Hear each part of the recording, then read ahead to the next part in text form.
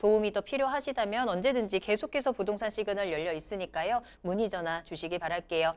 서울 전화 02-2128-8504번, 02-2128-8504번 열어두겠습니다. 자, 다음 상담 만나보겠습니다. 이번에는 끝번호 1024번으로 보내주신 문자 사연 확인할게요. 임대사업자 등록한 주택을 상속받았습니다. 특별법 개정으로 인해서 사업자가 자동 말소되었고 재등록했는데요. 이 과정에서 종합부동산세 합산 배제가 가능한지 궁금합니다. 라는 질문을 올려주셨습니다. 세금 혜택을 받을 수 있는지 이 부분을 체크해 봐야 할 것 같습니다. 세금은 언제 들어도 헷갈리고 어렵거든요. 자, 임대사업자 등록을 했습니다. 상속을 받았다는 점 일단은 체크를 해봐야 될 것 같고요. 임대사업자를 재등록하는 과정에서 세금에 대한 부분 내가 어떻게 해결을 할 수 있을지 종부세에 대한 부분들 한번 체크해 보도록 할게요. 합산 배제라는 거는 종합부동산세 계산 시에 포함을 하지 않는다는 내용이고요. 합산 배제 제외는 포함을 한다는 내용입니다.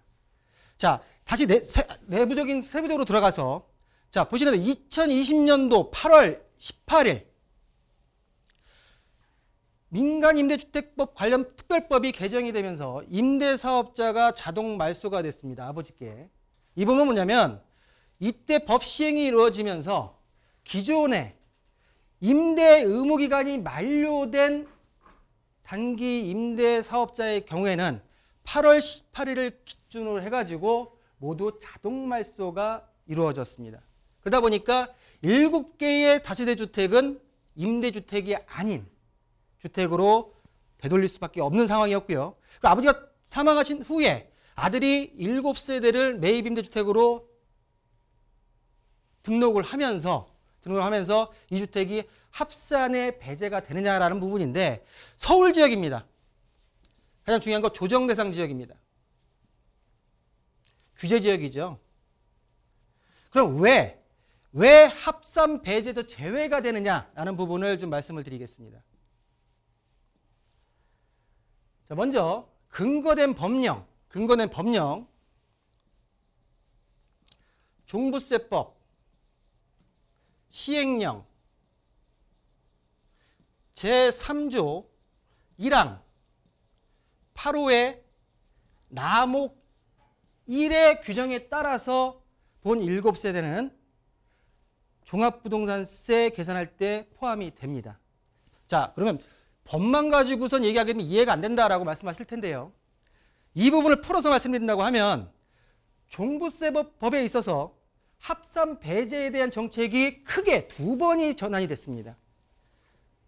날짜를 말씀드린다고 하면 2018년도 4월 1일과 그리고 동년도 2019년도 9월 13일을 기준으로 해가지고 크게 합산 배제에 대한 부분이 정책이 변화가 됐다. 일단은 아버지께서 피상속인께서 지금 적용받았던 거는 2018년도 3월 31일 전까지의 혜택을 모두 받아가지고 가져오신 거고요. 그 이후에 아드님께서 진행했던 부분은 자동 말소가 된 이후에 2019년도 9월 14일, 18년도 14일 이후에 조정 대상 지역, 규제 지역에서 새로 신규 취득, 상속이지만 신규 취득입니다.